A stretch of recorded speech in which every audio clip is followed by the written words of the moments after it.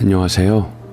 저는 경기도 광주에 사는 63세의 퇴직교사 장효란이라고 합니다.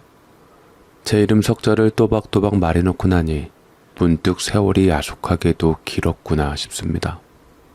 돌아보면 한 칸씩 접어가던 달력만큼이나 마음도 천천히 달아가고 있었던 듯합니다. 저는 그저 평범한 삶을 꿈꿨습니다.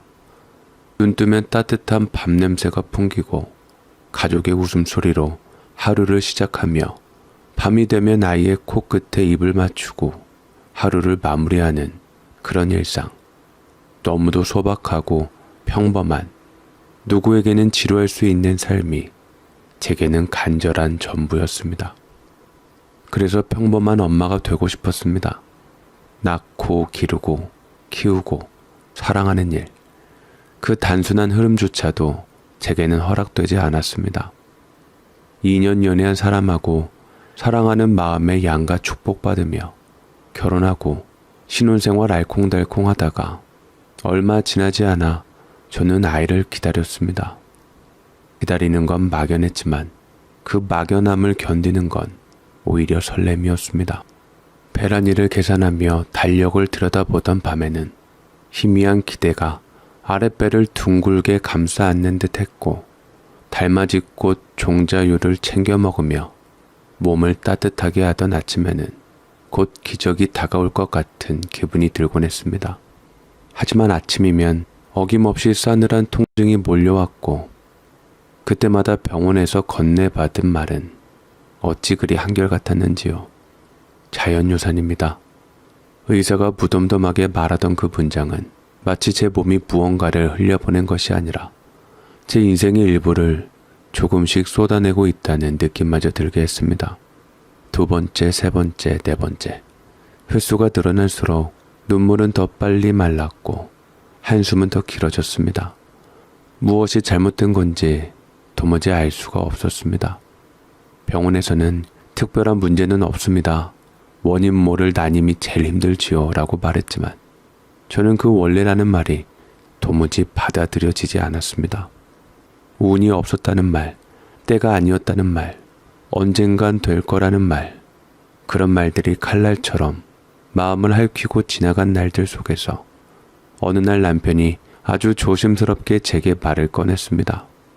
그날 저는 남편의 눈빛부터 이상하다는 걸 느꼈습니다. 식탁에 마주 앉아있던 남편의 손끝이 유난히 떨렸고 물을 한 모금 마시며 입을 열 때까지 마치 머릿속에서는 수천 번쯤 리허설을 하고 온 듯 했습니다. 저는 남편이 얘기하기를 기다렸죠. 여보, 우리 입양하는 건 어떨까?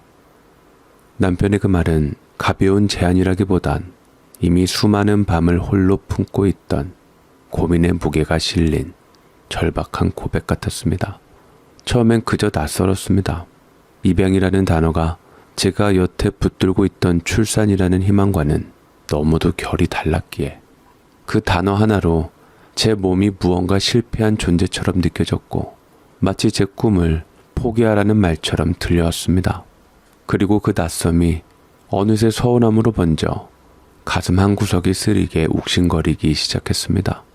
하지만 그 순간 제가 무겁게 시선을 내리고 있을 때 남편은 제 손등을 조심스럽게 덮어주었습니다.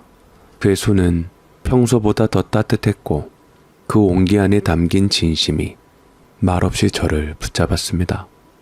남편의 눈빛은 흔들림 없이 고요했지만 그 고요 속엔 아이 하나만 있어도 좋겠다며 꿈꿔온 삶의 잔잔한 그림이 담겨 있었고 또 제가 겪어온 모든 고통을 함께 견뎌낸 동행자의 간절함이 묻어 있었습니다.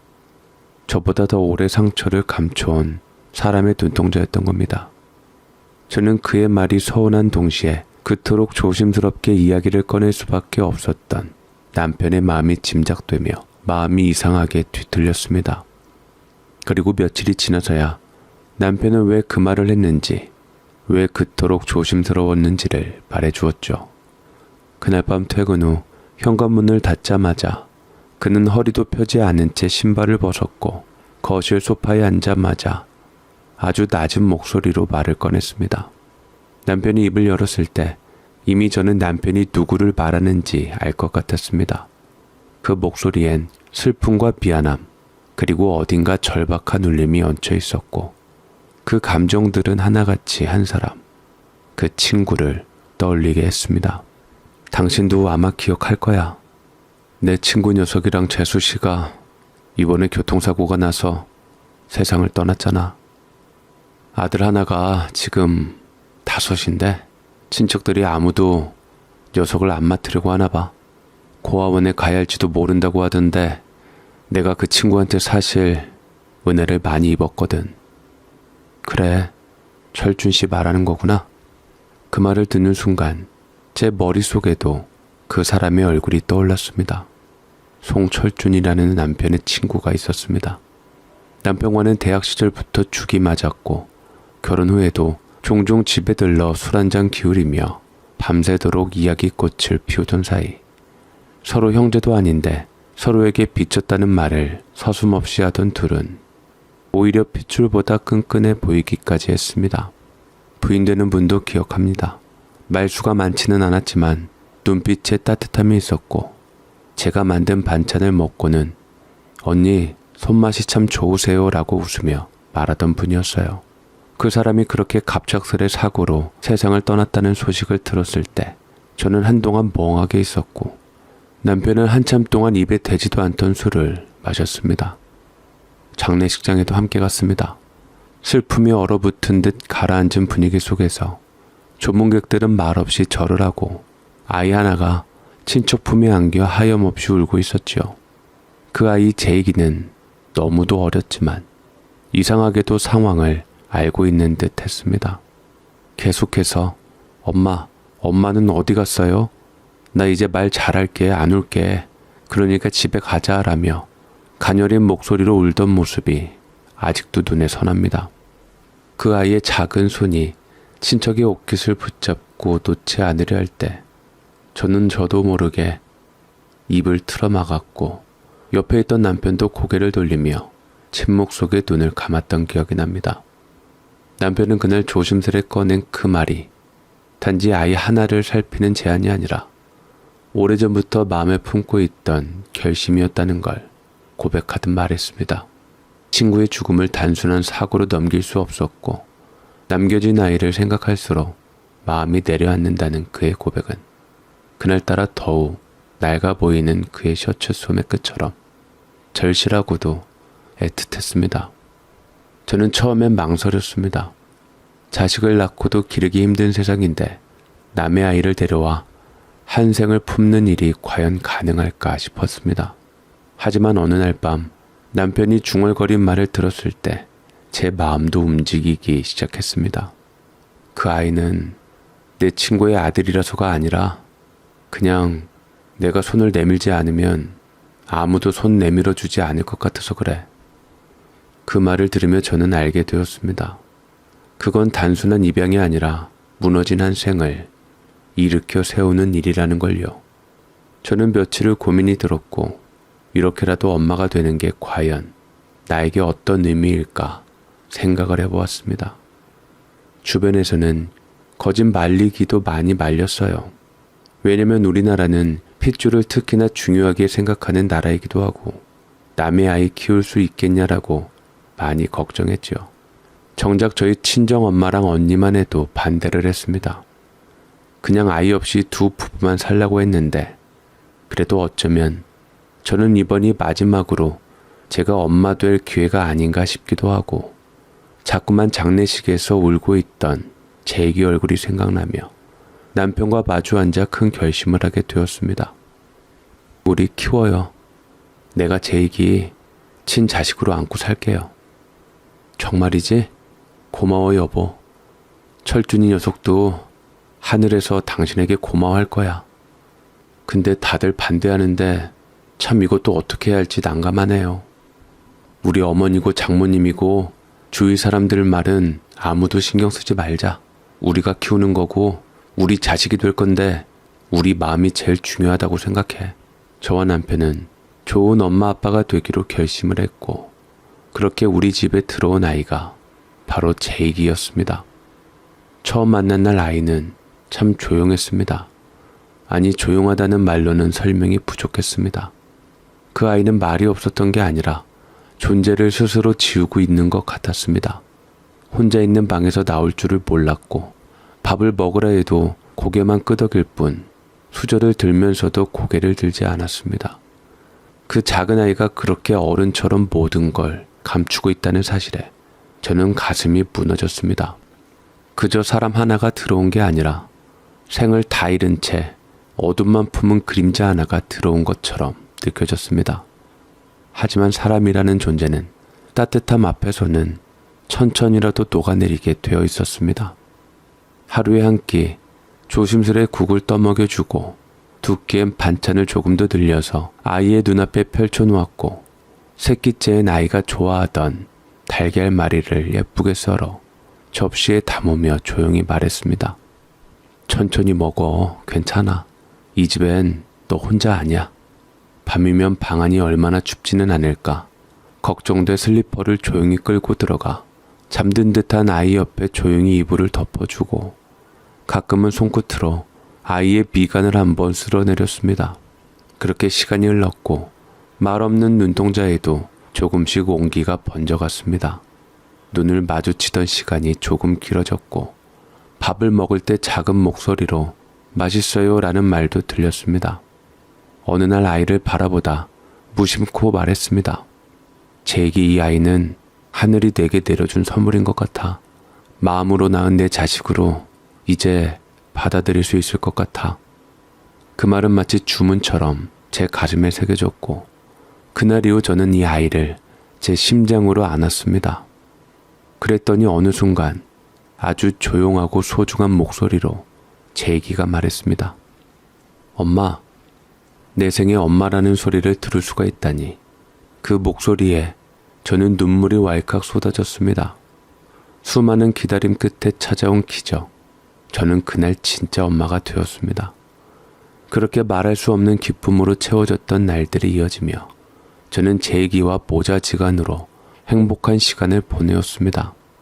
내가 그 아이의 엄마이고 그 아이를 챙겨줄 때마다 왜 자식을 낳고 키우는지 알 것 같았지요. 그리고 하늘은 머지않아 제가 진심으로 제 애기를 대하는 것에 감동을 받았던지 실제로도 한번 그렇게 낳아보라는 듯 시험을 했습니다. 언젠가부터 몸이 이상하리만치 나른해지기 시작했습니다. 처음엔 그저 피곤해서 그럴 거라 여겼습니다. 하지만 며칠이 지나도 몸이 무거웠고 가슴이 울렁이며 식욕마저 달라지자 저는 조심스레 병원을 찾았습니다. 의사는 진찰을 마치고 나서 제게 믿기 힘든 말을 꺼냈습니다. 산부인과로 가보시는 게 좋겠습니다. 임신일 수도 있어요. 정밀 검사를 받아보시죠. 임신이요? 그 말을 듣는 순간 저는 숨이 턱 막혀 아무 말도 할 수 없었습니다. 임신이라는 말이 제게는 축복이라기보다는 신기루 같았습니다. 이미 몇 번이고 절망했던 길이었고 마치 오래전 접어두고 봉인해둔 꿈의 문을 누가 갑자기 열어젖힌 느낌이었으니까요. 하지만 초음파 사진을 받아들고 병원을 나오는 길, 제 두 손이 떨리면서도 마음 한편에서 아주 미세하게 피어나는 희망을 느꼈습니다. 남편에게 사진을 내밀며 말했을 때 그는 말을 잇지 못하고 두 손으로 사진을 쥔 채 한참을 바라보다가 이내 입을 열었습니다. 정말 우리한테 아이가 생긴 거야? 내가 볼 때는 우리 재기가 복덩이인 것 같아. 재기 덕분에 우리 아이가 생긴 것 같다고. 그 말 속에는 기쁨, 놀라움, 그리고 두려움이 한꺼번에 섞여 있었습니다. 우리는 함께 웃었고 함께 울었습니다. 하지만 기쁨은 오래 머물지 않았습니다. 몇 번이나 유산을 위기를 넘겼고 노산이라는 이유로 의사는 조심을 당부하며 입원을 권했고 저는 하루하루를 조심스럽게 살아가야 했습니다. 기도하듯 숨죽이며 태동을 기다리고 작은 통증에도 가슴을 쓸어내리며 뱃속 생명이 무사하길 바랬습니다. 그쯤 세상의 시선은 한 방향으로 기울기 시작했습니다. 사람들은 수군거렸습니다. 진짜 자식 생기면 마음이 달라져. 결국 입양한 애는 남이지. 지금이라도 친척들한테 보내는 게 아이를 위해서도 나아. 검은 머리 짐승 거두지 말란 얘기가 괜히 있는 줄 알아? 괜히 동생 태어나면 질투할 텐데 그거 다 감당할 수 있겠어? 그 말들은 제 가슴을 덮친 독처럼 번졌습니다. 하지만 저는 흔들리지 않았습니다. 제 얘기는 제 자식이 틀림없었습니다. 제가 낳지 않았을 뿐 그 아이를 안고 먹이고 웃고 울고 숨결을 나눈 그 모든 시간이 이미 제 살과 피를 넘어서 있었습니다. 그래서 저는 기꺼이 이 새로운 생명을 맞이하기로 결심했습니다. 그리고 마침내 9달의 시간을 온몸으로 버티고 견뎌낸 끝에 제 뱃속에서 피어난 또 하나의 생명이 세상 밖으로 나왔습니다. 그 아이가 바로 호수였습니다. 아이의 눈을 처음 마주한 순간 저는 무언가 맑고 고요한 물에 빨려 들어가는 느낌을 받았고 그래서 그 아이의 이름을 호수라고 지었습니다. 세상에 번잡한 말들이 닿지 않는 깊고 투명한 불빛의 눈을 가진 아이. 제이기와 호수는 그렇게 한 집에서 형제가 되었습니다. 하나는 제 손으로 품어온 별이었고 하나는 제 뱃속에서 피어난 꽃이었습니다.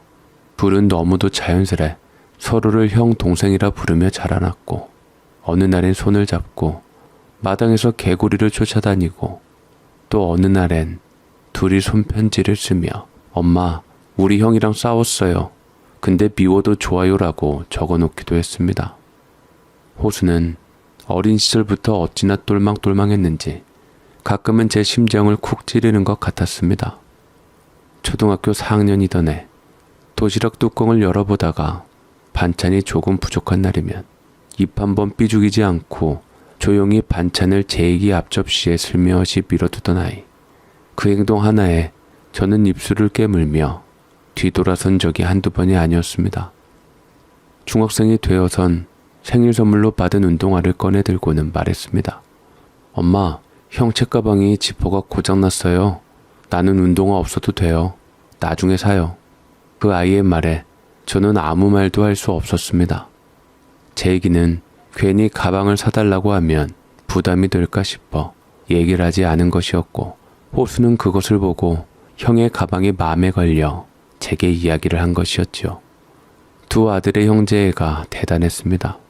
저는 기특한 마음에 그저 두 손으로 아이의 얼굴을 감싸 안고 마음속으로 다짐했습니다. 이 아이들만은 내가 끝까지 지켜내야 한다고. 그리고 무엇보다 고마웠던 건 시간이 흘러 아이들도 자연스레 알게 되었을 겁니다. 서로가 피를 나눈 형제가 아니라는 것을.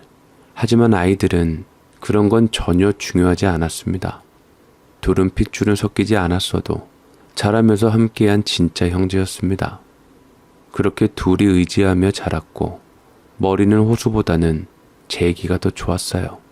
필요한 학원만 몇 개 다녔을 뿐인데 좋은 대학에 입학을 하게 되었고 호수는 그런 형한테 착실하게 공부를 배워서 그래도 서울에 있는 대학교는 갈 수 있게 되어 저는 마음을 놓았습니다.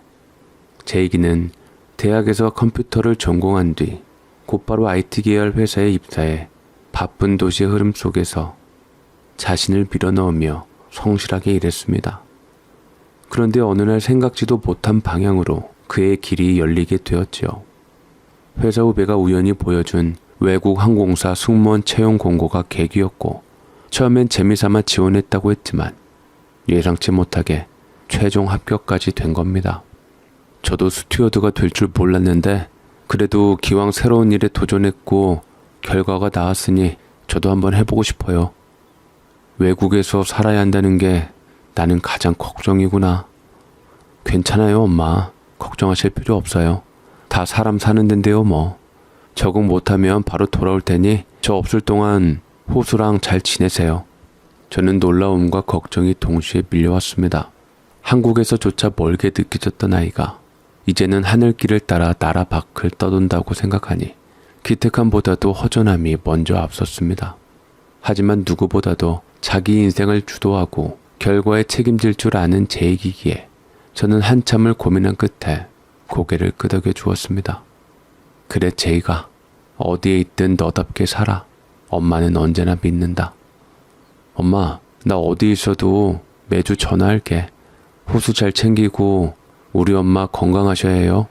그래, 제이가 엄마는 늘 여기 있을게. 언제든 돌아와.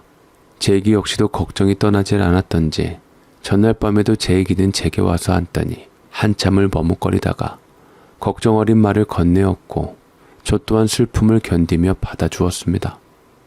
제 얘기를 막상 떠나보내려 하니 저는 속으로 울었습니다. 이 아이는 남이 낳았을지 몰라도 마음은 내 뼛속에서 나온 아이구나. 기특해서 눈물이 났고 서글퍼서 가슴이 저렸습니다. 공항에서 멀어지는 그의 뒷모습을 바라보며 슬픔을 감췄지요. 호수 역시 형이 떠나는 걸 서운해했고 한동안 말수가 줄었습니다. 두 사람은 친구처럼 지냈기에 형이 없는 빈자리가 호수에겐 컸던 모양입니다. 호수는 제 얘기가 떠나고 한때 방황을 했고 힘들어했습니다. 그래도 제 얘기가 떠난 지 얼마 안 되었을 때 지속적으로 연락을 했기에 호수는 그래도 조금씩 회복되어 갔습니다. 그렇게 시간이 흐르고 호수는 다시 현실로 돌아오기 시작했고 국내에서 한 출판사에 입사해 편집자 일을 시작했습니다. 글을 좋아하던 아이였기에 출판이라는 일이 천직처럼 잘 맞았고 하루하루 바쁘게 살아가던 어느 날 호수는 회식 자리에서 처음 만난 여인과 연이 닿게 되었지요. 여자의 이름은 강예영이었습니다.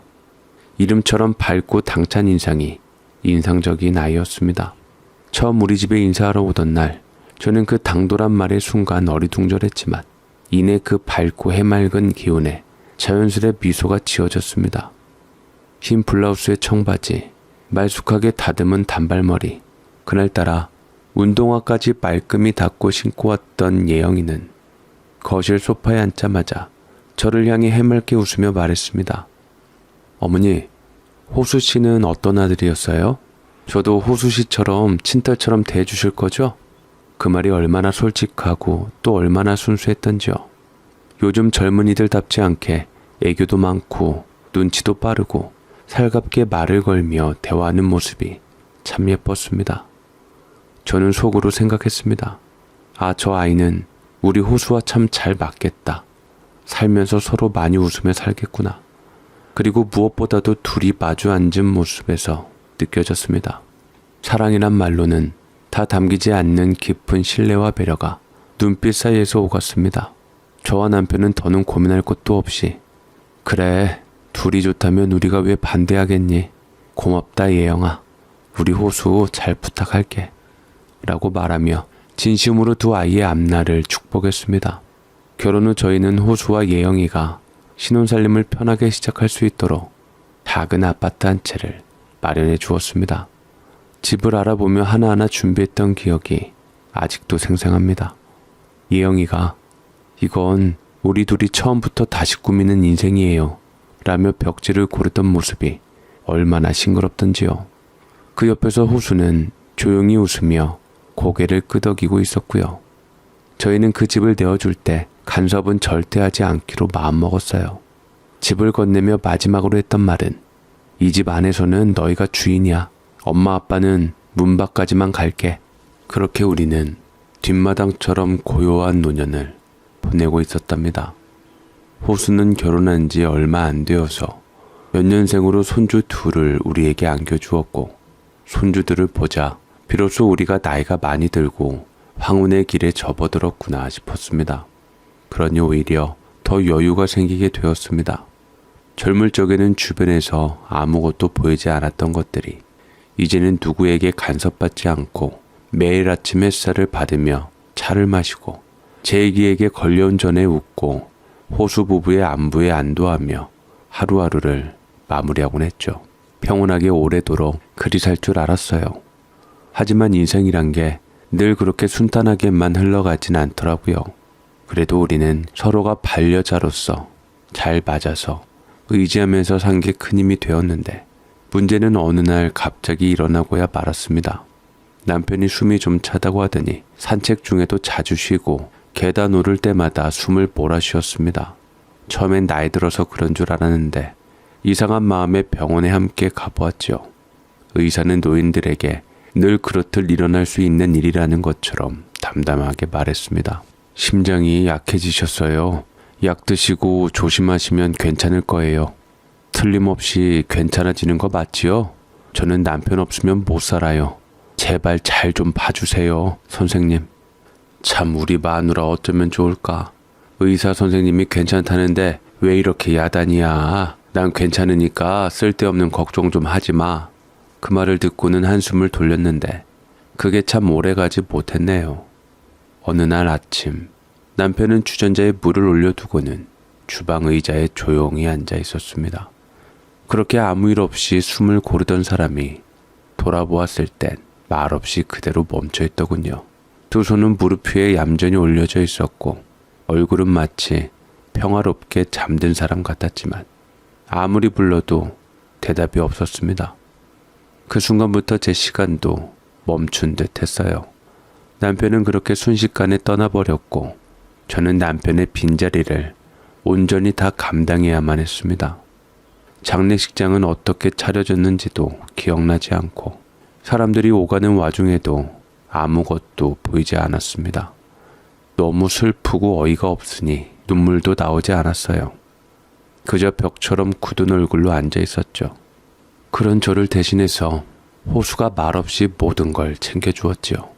조문객들에게 조용히 고개를 숙이고 절차 하나하나를 빠짐없이 챙기더라고요. 울지 않으려고 애쓰는 모습이 오히려 더 가슴이 시렸습니다. 그날의 호수는 어린 아들이 아니라 제게는 어른이 되어준 아들이었고 그야말로 든든한 기둥 같은 존재였습니다. 무심한 듯 담담하게 장례 절차를 다 마치고 집으로 돌아온 그날 밤이었습니다.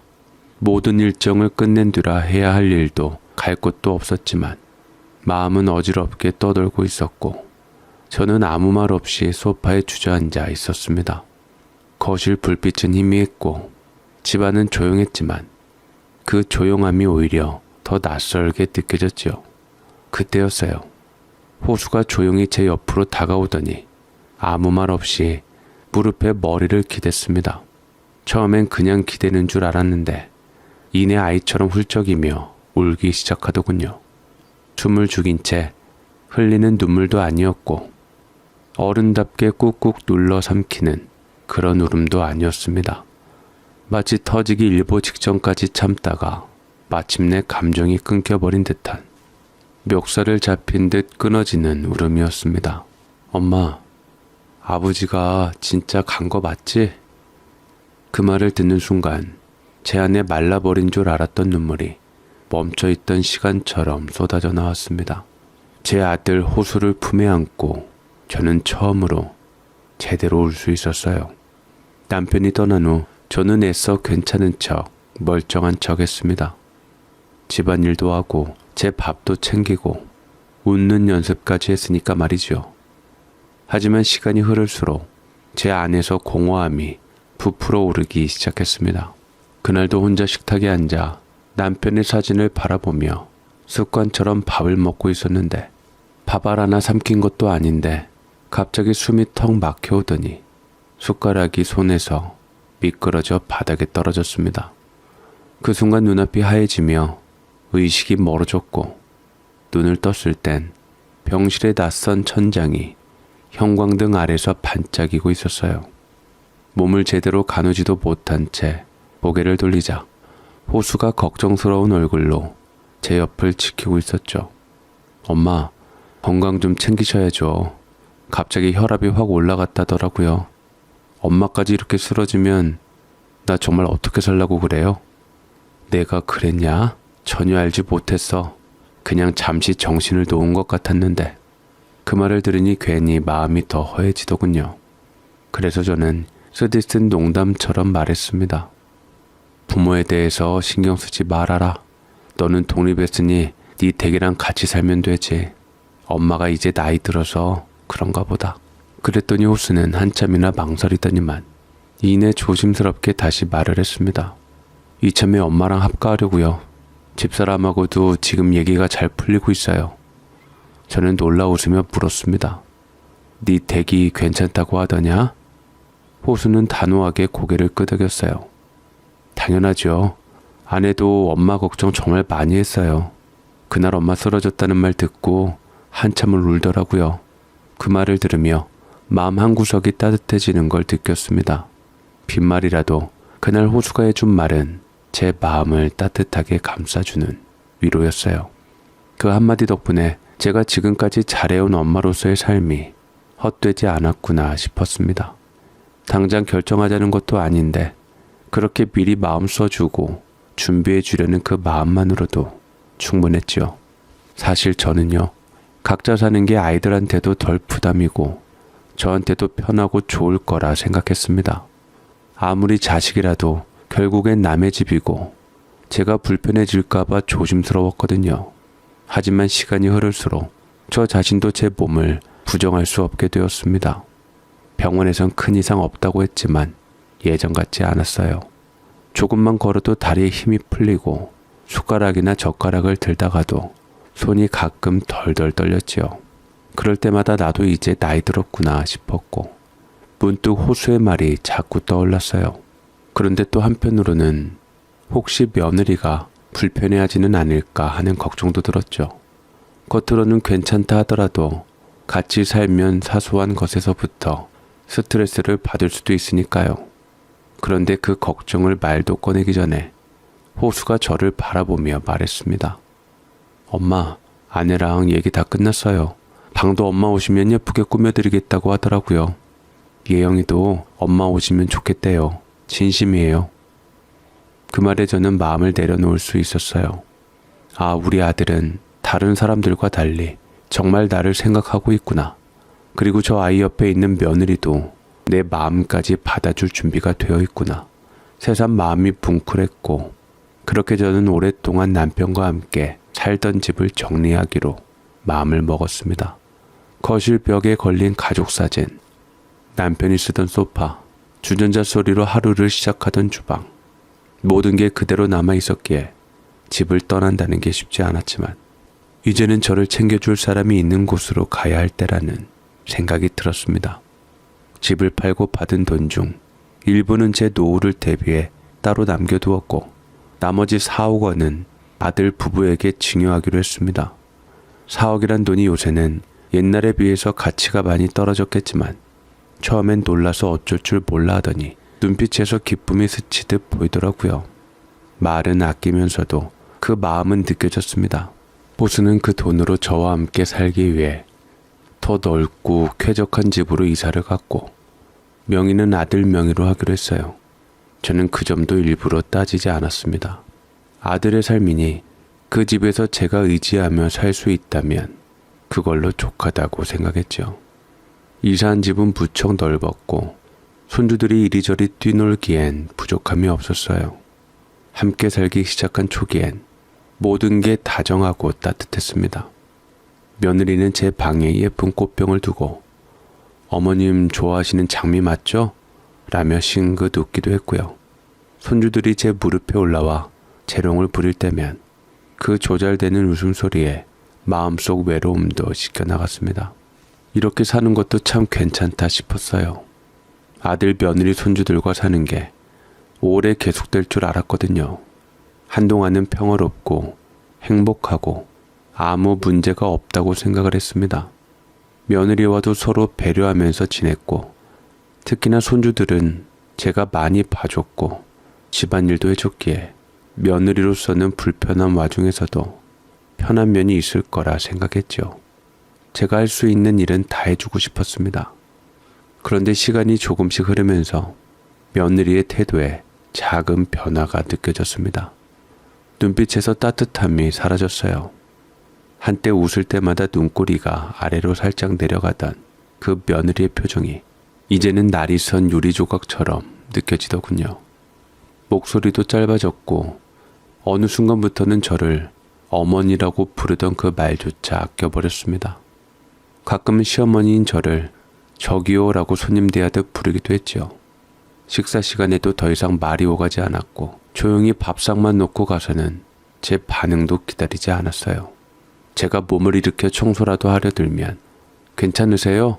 앉아 계세요 같은 따뜻한 말 대신 이러다 넘어지시면 또 병원비 드는데 조심 좀 하세요 라며 부담스럽게 말하곤 했죠. 그 변화들을 호수도 모를 리 없었습니다. 무표정한 얼굴 뒤에 감춰진 감정을 아이처럼 읽어내는 아들이니까요.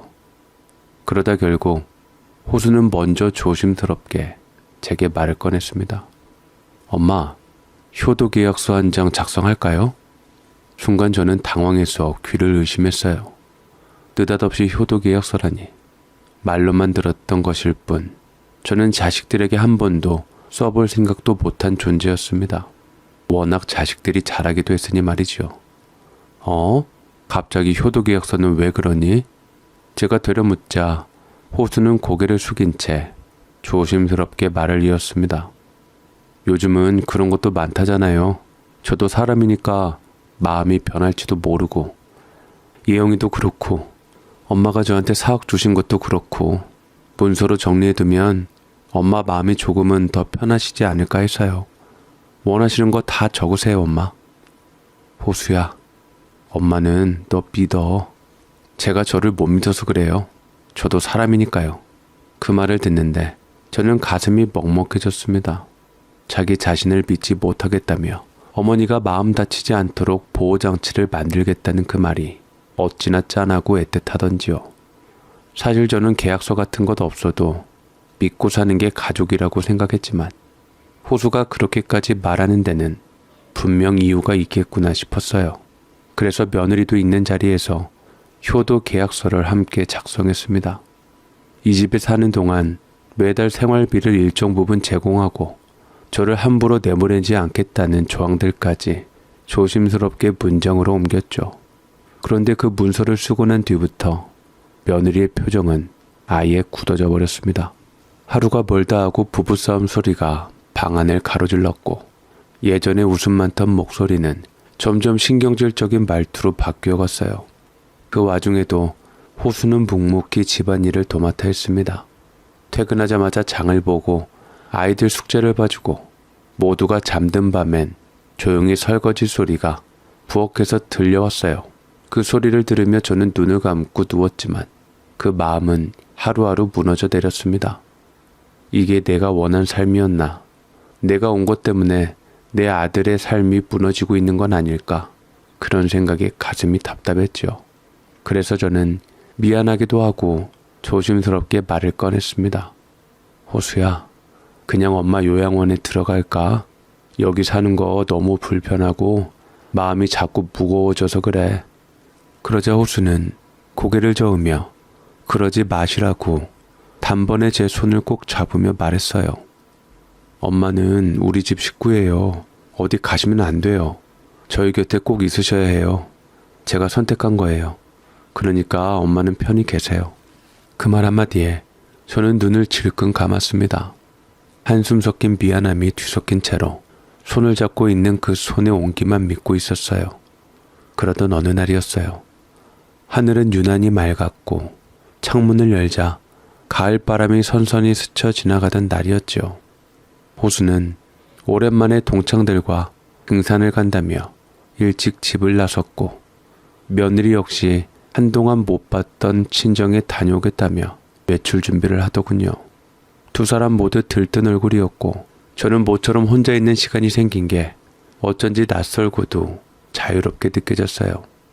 오랜만에 조용한 집에서 TV를 틀어놓고 누워 시간을 흘려보냈습니다. 처음엔 허전했지만 이내 평소에 없던 고요함이 그리 나쁘지만은 않더군요.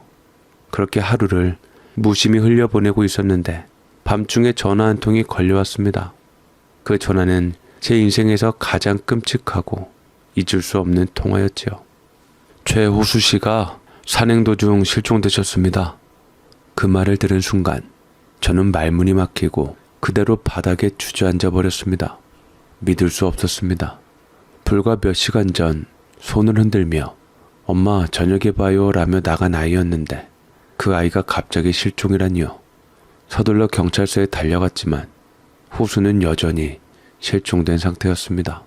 등산 도중 벼랑 아래로 떨어졌다는 목격자가 있었지만 지형이 험해 수색이 어려웠고 수색견도 구조대도 아무런 흔적을 찾지 못했습니다. 다들 조심스럽게 말은 아꼈지만 결국엔 모두가 같은 생각을 하고 있었습니다. 아마 이미 그때 저는 속으로 얼마나 울었는지 모르겠습니다. 내가 어떻게 품고 어떻게 안고 어떻게 살아온 아이인데 이렇게 허망하게 보내야 하나 싶었습니다. 하지만 실종은 실종이기에 희망이라는 걸 쉽게 내려놓을 수 없었습니다. 어딘가에서 살아있다. 반드시 돌아올 거다. 그렇게 저는 4년을 버텼습니다. 그 4년 동안 저는 며느리와 한 집에서 함께 지냈지만 며느리는 거의 집에 머물지 않았고 대부분 친정에 있다거나 친구 집에서 머물다 온다며 외출이 잦았지요. 손주들은 제가 거의 돌보다시피 했지요. 밥 먹이고 등하교 챙기고 아플 때 곁을 지키며 나는 며느리보다도 이 아이들의 엄마 같은 존재가 되어가고 있었습니다. 하지만 그런 제 노력과 희망에도 불구하고 호수는 끝내 돌아오지 않았습니다. 4년이라는 시간은 너무 길었고 결국 가족 모두는 결정을 내려야 했습니다. 장례식을 치르기로요.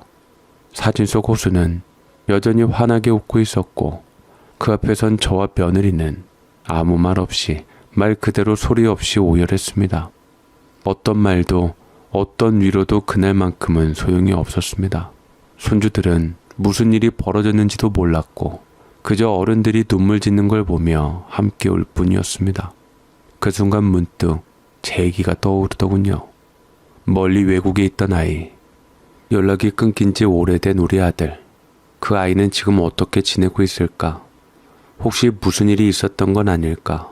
조심스레 연락을 시도해봤지만 여러 번 울려도 전화는 받지 않았습니다. 문자도 읽지 않은 채 그대로 남겨졌고요. 어쩐지 그조차 불안해졌습니다. 그리고 장례식이 끝나고 나서 슬픔을 추스르기도 전에 또 다른 절망이 조용히 제게로 다가왔습니다. 그날 밤 며느리는 말수가 유난히 적었고 식사 후에도 눈을 마주치지 않았어요. 설거지를 마치고 부엌에 등을 돌리고 있는 제게 어느새 다가온 며느리가 말했습니다. 어머니, 솔직히 말씀드릴게요. 이 집은 남편이 떠난 거니 곧 제 것이에요. 더는 어머니랑 못 살겠어요. 제 삶도 있잖아요. 그 말을 듣는 순간 제 숨이 멎는 줄 알았어요. 귀를 의심했습니다. 아니 마음이 믿지 않으려 버둥거렸다고 해야 할까요? 이 집은 제가 피 같은 돈, 남편과의 수십 년 추억이 담긴 그 집을 정리해가며 눈물로 마련한 사억을 털어 산 곳이었습니다. 명의는 아들 이름이었지만 아들의 손을 잡고 며느리와 마주 앉아 쓴 효도 계약서가 분명히 있었고 그 종이 한 장이 제가 살아갈 남은 시간을 지켜줄 거라고 믿었는데 며느리는 눈 하나 깜짝하지 않았습니다. 감정이란 건 온데간데 없고 오히려 오래 준비한 말처럼 조용히 또렷하게 말하더군요. 제 삶의 마지막 안식처가 그 말 한 줄로 무너졌습니다.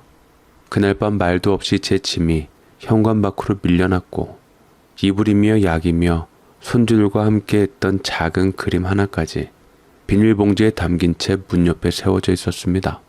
그렇게 저는 집도 가족도 한순간에 잃었습니다. 다음날 혹시나 하는 마음에 비밀번호를 눌러봤지만 삑 하고 거절당한 기계음이 차가웠어요.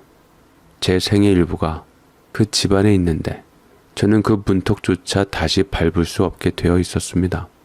그리하여 저는 언니네 집으로 향하게 되었어요. 한때는 친정이라 부르던 곳이었지만 지금은 돌아갈 곳 없는 늙은 여동생을 받아주는 지붕일 뿐이었죠. 낮에는 멍하니 벽만 바라보다가 밤이 되면 자꾸만 들려오는 듯한 목소리에 귀를 기울였습니다. 늘 손을 꼭 잡고 말해주던 그 말. 엄마, 우리 집 식구잖아. 어디 가시면 안 돼요. 그 말이 귀에 맴돌면 맴돌수록 저는 손끝으로 허공을 더듬게 되었어요. 그 목소리를 꼭 붙잡고 싶었습니다. 그렇게 하루하루 버티던 어느 날 한밤중 갑작스레 울린 전화 한 통. 화면에 뜬 낯선 번호 앞에 제 심장은 이유도 모르게 덜컥 내려앉았습니다. 낯선 번호의 정체보다도 그 시각에 걸려온 전화라는 점이 어쩐지 불길하고도 기대감 섞인 떨림을 안겨주었죠. 전화기를 귀에 가져다 대는 순간 낯설지 않은 목소리가 조심스럽게 흘러나왔습니다. 참으로 그리운 목소리였어요. 엄마, 저 제이기예요. 잘 지내고 계셨어요? 그 한마디에 그간 꾹꾹 눌러왔던 감정이 한꺼번에 터져나왔습니다. 소리조차 낼 수 없었고 그저 휴대전화를 붙든 채 눈물만 주르륵 흘렀어요. 제 얘기는 말했습니다. 몇 달 전부터 이유 없이 가슴이 답답하고 밤마다 잠을 설치기 시작했다고요. 가끔 꿈을 꾸었는데 그 꿈속에는 늘 제가 나왔다고 합니다. 무너져 내리는 계단 끝에서 손을 내밀고 있던 제 모습, 아무 말 없이 조용히 눈물만 흘리는 얼굴, 무언가를 말하려는 듯 입술만 떨고 있던 제 모습이 계속해서 꿈에 나타났다고요. 그렇게 반복되는 꿈에 어느 날 갑자기 너무 불안해서 몇 년 전 캐리어 안에 넣어두고 입고 있었던 가족 사진을 꺼내보았답니다. 그 사진 속엔 아버지, 호수, 그리고 제 손을 꼭 붙잡고 웃던 어린 제이기가 있었고 그걸 보는 순간 심장이 조여드는 것 같았대요. 그때 문득 떠오른 게 제 생신이 가까워진다는 거였다고 했습니다. 늘 그맘때면 가족끼리 조촐하게 모여 식사를 하던 따뜻했던 식탁. 그 풍경이 너무 선명하게 떠올랐다며 엄마 보고 싶어요 라는 말이 자신도 모르게 툭 튀어나왔대요. 그날 이후 제 얘기는 저와 연락을 시도했지만 제가 예전에 쓰던 번호는 이미 해지된 상태였습니다. 사실 제가 번호를 바꾼 데에는 이유가 있었어요. 호수가 떠난 뒤 며느리와의 갈등이 깊어지고 주변에서 억측 섞인 전화들이 쏟아졌거든요. 아들 유산은 어떻게 되는 거냐? 넌 그 집에서 나오면 안 돼. 그런 전화들이 점점 감당이 되질 않아 결국 번호를 바꾸고 조용히 살아야겠다고 결심했던 거였죠. 새 번호는 정말 가까운 가족 몇몇에게만 알려드렸고 그게 결국 제기와의 연락까지 끊기게 된 원인이 되었습니다. 지인들에게 연락을 해도 이미 모두 연락이 끊긴 상태였다는 제 얘기는 결국 한국행 비행기 티켓을 끊고 무작정 돌아왔습니다. 제 예전 주소를 찾아갔지만 그 집은 이미 낯선 사람이 살고 있었고 텅 빈 마당 앞에 한참을 멍하니 서 있다가 근처 주민들에게 수소문해 어렵게 언니네 집 주소를 알아냈다더군요. 그리고 그렇게 문을 열자마자 마주한 얼굴. 서글서글한 눈매는 여전했지만 어느새 훌쩍 자라 어른이 되어 제 앞에 선 제이기였습니다. 저는 그 자리에서 주저앉아 울기만 했고 제 얘기는 조용히 제 어깨를 감싸 안으며 말했습니다. 엄마, 이제 괜찮아요. 호수도 없고 아버지도 안 계시지만 전 아직 여기 있어요. 난 제가 엄마 뱃속에서 나오지 않아서 모두 다 저를 떠난 줄 알았어요. 제가 마음이 좁았어요. 진작 엄마한테 연락을 해보는 건데. 제 얘기는 저를 품에 안은 채 한참을 가만히 있었습니다. 말없이 등을 토닥이던 손이 멈췄고 잠시 숨을 고른 뒤 저를 바라보며 조심스럽게 말했습니다. 엄마, 근데 도대체 무슨 일이 있었던 거예요? 저는 고개를 떨군 채 떨리는 입술을 꾹 깨물었습니다. 차마 말할 수 없을 줄 알았는데 막상 아이의 눈을 마주하니 그간 삼키고 꾹꾹 눌러왔던 말들이 쏟아져 나왔습니다. 4억 원을 증여한 사연, 효도 계약서를 쓴 배경, 그 뒤로 벌어진 부부 갈등과 싸움, 호수가 산에 갔다가 실종된 날, 그 모든 것을 제이기한테 털어놓았습니다. 그리고 제일 한스러웠던 것은 아들이 떠나자 돌변해버린 며느리가 참으로 괘씸하면서도 왜 이렇게 될 수밖에 없었던지 가슴이 아팠습니다. 네 동생 장례식 끝나고 나서 며느리가 그러더라. 이 집은 이제 내 거라고. 나하고는 못 살겠다고. 그날 밤에 엄마 집은 현관문 밖으로 내쳐졌고 다음날엔 비밀번호도 바꿨었어. 그래서 지금은 이렇게 언니네 집에 얹혀 사는 중이다. 고자질에 가까운 그 말을 하는데 마음이 상당히 불편했고 이를 들은 제이기의 눈빛이 서서히 바뀌었습니다. 고개를 숙인 채 말없이 주먹을 쥐었다 폈다 하더니 이내 자리에서 벌떡 일어섰습니다. 엄마, 그 여자, 그 인간 지금 어디 있어요? 제이가. 저는 깜짝 놀라 손을 뻗었지만 제이기는 분노로 떨리는 목소리를 억누르며 말했습니다. 동생이 없다고, 아버지가 안 계시다고 엄마를 내쫓아? 엄마가 준 돈으로 산 집을? 그게 사람이에요? 그게 며느리예요? 저는 어찌해야 할지 모른 채 말없이 고개만 끄덕였고 제 얘기는 마치 결심이라도 한 듯 한마디를 단호하게 내뱉었습니다. 엄마, 더는 참지 마세요. 마음 약해지면 안 돼요. 이번엔 제가 엄마 대신 싸울 거예요. 그 집, 그 사람, 그 계약서 다 되돌릴 수 있어요. 절대 그냥 두지 않을 겁니다. 제 애기가 언니네 집에 짐을 풀고 머무르기 시작한 건 그 다음 날부터였습니다. 커다란 트렁크 하나와 작은 백팩, 그리고 손에 꼭 쥔 서류 봉투 하나뿐이었죠. 그날 밤 언니는 조용히 방을 비워줬고 저는 한쪽에 누워 새삼 낯설게 느껴지는 아들의 기척을 느끼며 한참을 깨어 있었습니다. 아들이 돌아왔다는 안도감과 그 아들이 마주해야 할 현실이 너무도 가혹했다는 죄책감이 뒤엉켜 마음이 편치 않았습니다.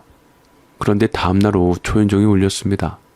문을 열자 뜻밖에도 제 손주, 호수의 큰아들이 현관 앞에 서 있었습니다.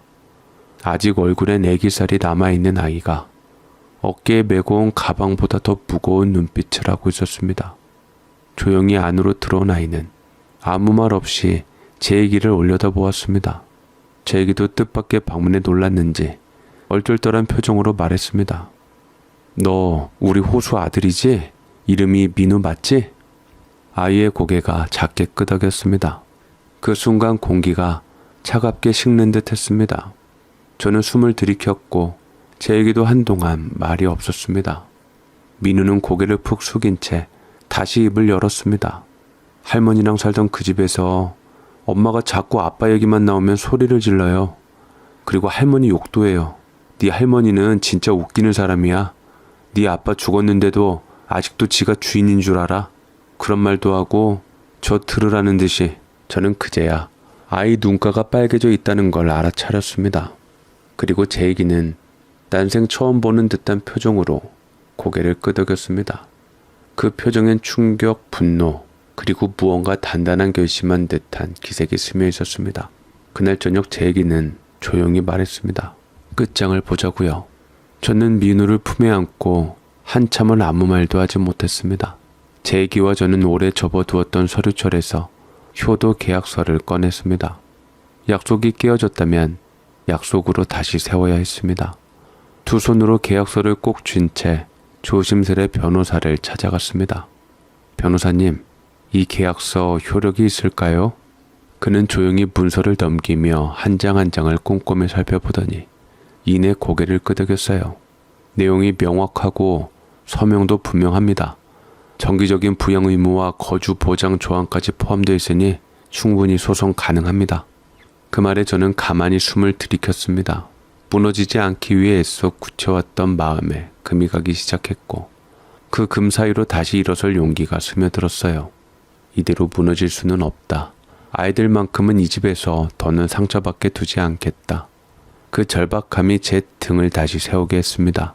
하지만 소송은 길고도 고된 싸움이었어요.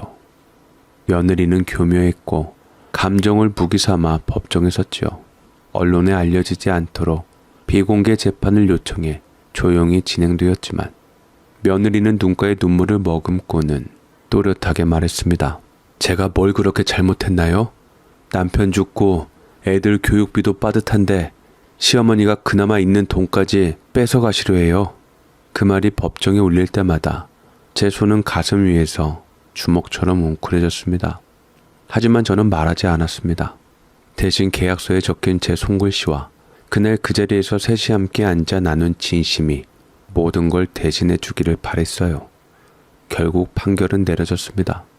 4억 증여 취소되고 계약 위반에 따른 손해배상 2억 원 지급 명령. 재판장이 판시를 읽어내려가는 동안 며느리는 입술을 질끈 깨물더니 고개도 돌리지 않은 채 법정을 빠져나갔고 저는 고개를 천천히 숙인 채 긴 숨을 뱉었습니다. 그건 이긴 싸움이 아니었습니다.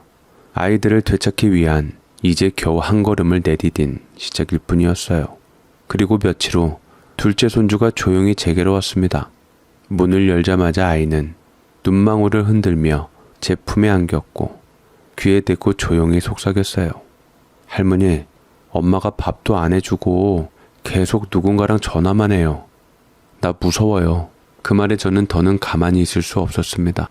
아이의 머리를 조심스레 쓰다듬고 천천히 이야기를 꺼내어 들었어요. 그리고 그날 밤 너무 오랫동안 덮여있던 진실이 서서히 드러났습니다. 호수가 살아있을 때부터 며느리는 같은 회사의 상사와 부적절한 관계를 이어오고 있었던 겁니다. 그 사실을 호수가 몰랐을 리 없었을 텐데 마음에 품고도 가족을 지키기 위해 혼자 사귀며 버텨왔을 거라는 생각에 가슴이 찢어졌습니다. 그리고 그의 죽음 이후 그 남자와 새 삶을 시작하려 집을 알아보며 저를 정리하듯 내쫓은 것이 어더군요. 그 모든 퍼즐이 그제야 맞춰졌습니다. 그렇게 저는 손주들과 함께 새로운 삶을 준비하기로 했습니다. 아이들의 상처는 생각보다 깊었지만 그 아이들의 두 손을 잡아줄 어른이 지금 제 곁에 있었어요. 바로 제이기. 멀리 떠나 있던 아이가 돌아와 서울에 자리를 잡고 저와 손주들을 다시 안아주었습니다. 엄마, 우리 다시 시작해요. 호수는 없지만 아버지도 안 계시지만 우리 넷이서 다시 살아가 보자고요. 그 말에 저는 아주 오랜만에 웃었습니다.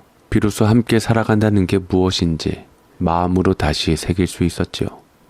지금 저는 요양보호사 자격증을 따서 동네 복지센터에서 파트타임으로 일하고 있습니다. 처음엔 제 나이에 이 일이 가능할까 싶었지만 몸이 힘들어도 마음만은 덜 외롭고 무엇보다 손주들 학비를 제가 스스로 감당할 수 있다는 게 참 고맙고 다행스럽게 느껴집니다. 하루가 고단하긴 하죠. 어깨가 굽고 다리에 쥐가 오기도 하지만 아이들이 학교 다녀왔다며 밝게 웃는 얼굴로 현관을 들어설 때면 그 짧은 한마디에 모든 피로가 말끔히 사라집니다. 제 얘기는 지금도 제 곁에 있어요. 어머니를 다시 혼자 두지 않겠다던 말처럼 늘 말없이 제 주변을 지켜주며 살아갑니다. 다행히 연봉이 높은 외국 항공사에 다시 입사하게 되었고 비행이 없는 날엔 아이들 숙제도 봐주고 저녁 식사도 함께하며 우리 넷이 오순도순 살고 있어요. 바라던 대로 복잡거리지만 평화로운 날들이 찾아왔습니다. 그 후 며느리는 함께 살던 남자와의 삶도 오래가지 못했다고 들었어요. 어느 날 음주 상태로 운전하다 사고를 당했고 그 일로 하반신 마비가 되었다고 하더군요. 결국 그 남자는 그녀를 두고 떠났고 외할머니라는 분은 상황을 외면한 채 방관했답니다. 그리고 지금도 그녀는 저를 원망한다고 해요. 자기 인생을 망친 사람이 시어머니인 저라고 믿고 있다네요. 예전 같았으면 분노와 억울함에 치를 떨었겠지만 이제는 증오하지 않습니다. 누구보다 힘든 삶을 살고 있는 사람이니까요. 지금 저는 그저 멀리서 그녀의 회복을 조용히 볼 뿐입니다. 그 아이들이 무너진 어른들 틈에서 또 상처받지 않도록 그 내일만은 끝까지 지켜내겠다고 마음을 다잡고 있습니다. 제 얘기와도 이제는 말 그대로 행복하게 잘 살고 있어요. 비록 돌아오지 못한 사람들도 있지만 남은 우리가 서로를 품으며 살아가고 있다는 사실이 무너졌던 지난 시간들을 조용히 감싸 안아줍니다. 이제는 알겠습니다. 진짜 가족이란 함께 울고 다시 웃을 수 있는 사람이 곁에 남아주는 것. 그거 하나면 충분하다는 걸 말이지요. 제 사연 읽어주셔서 감사드립니다.